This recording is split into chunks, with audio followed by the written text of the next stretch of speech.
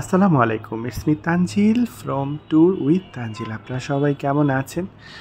আমি তো খুব বেশি হুটহাট করে কক্সবাজার চলে যাই, আর মানুষজন ভাবে আমি নিশ্চয়ই হাতি ঘোড়া অনেক কিছু খাই।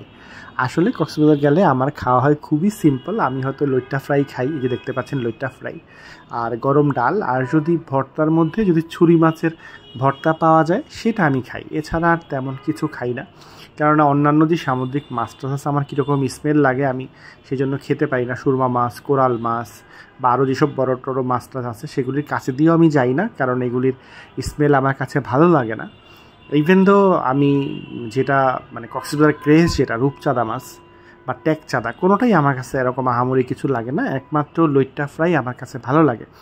এবং আমি খুবই মানে এই আমার মেনুতে ওই যে ছুরি মাছের শুটকির যে ভর্তা, সেটা লইট্টা মাছ ফ্রাই আর ডাল বোনা হলে আমার আর কিছু লাগে না।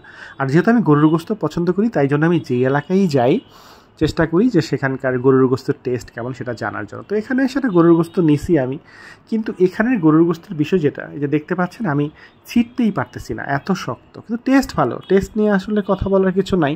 আবার এটাও হতে পারে যেহেতু আমি গরুর গোস্ত পছন্দ করি, তাই জন্য হয়তো আমার কাছে ভালো লাগে, সব টাইপসেরই ভালো লাগে, কিন্তু সত্যিকার অর্থেই গরুর গোস্তের টেস্ট ভালো, কিন্তু আমি একদমই ছিটতে পারতেছি না, অনেক শক্ত।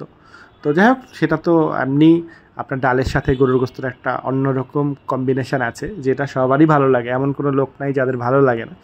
আর লইট্টা ফ্রাইয়ের ব্যাপারটা হলো, আমার কাছে সব টাইপ হোটেলের লইট্টা ফ্রাই একই রকম লাগে।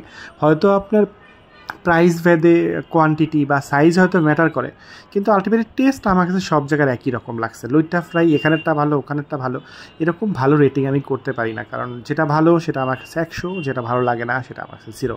সো আমি খুব ভালো রেটিং করতে পারবো না। তো লইট্টা মাছের ফ্রাই আমার সব জায়গায়ই ভালো লেগেছে। আর কক্সবাজার আসলে আমি এইসবই খাই। তো সবাই ভালো থাকবেন, আর অবশ্যই আমার জন্য দোয়া করবেন। আল্লাহ হাফিজ।